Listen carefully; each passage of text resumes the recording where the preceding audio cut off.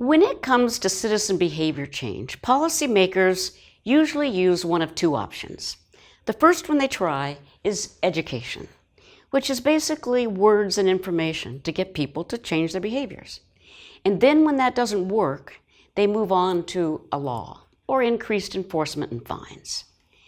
So this banner here is in the state capitol building once a year here in Washington State as an exhibit for legislators.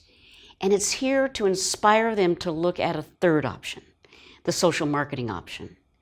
And so I'm going to go a little bit more into detail about each one of them and why we want them to consider the social marketing option.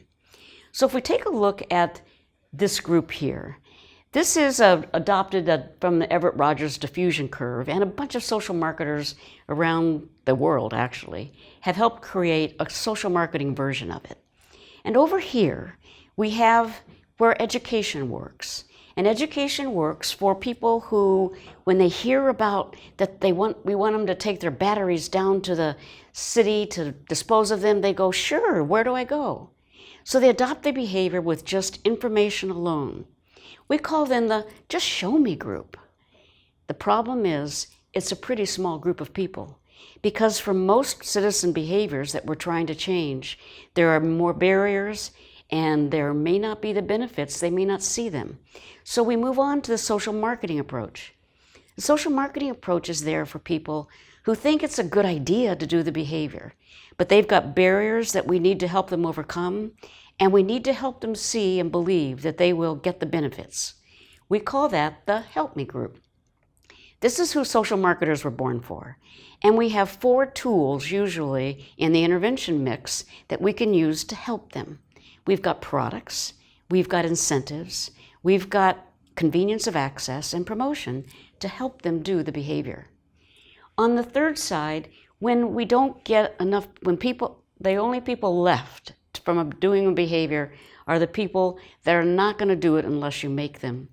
That's when we need the law. So we do need the laws at times, because we've already gotten a vast majority of the people through either education or social marketing. So I want to conclude by talking just 3 principles for when do you know that the social marketing one is the right option. First of all, it's when it's the biggest option. If you look at all the people doing the behavior, the biggest group that's left is the group that says, well, yeah, I might do that if I could overcome these barriers, if you could help me. So that's one, that the size is substantial. The second one is when they tell us what their barriers are to doing the behavior, they are barriers that we can do something about with our intervention tools. We can take down some of those barriers. And then the third one would be, can we promise them or at least assure them that they're likely to get the benefits that they want out of doing the behavior? And when that happens, this is definitely the right option for us for our resources, and is likely to get us the greatest numbers of citizen behavior change. Thank you.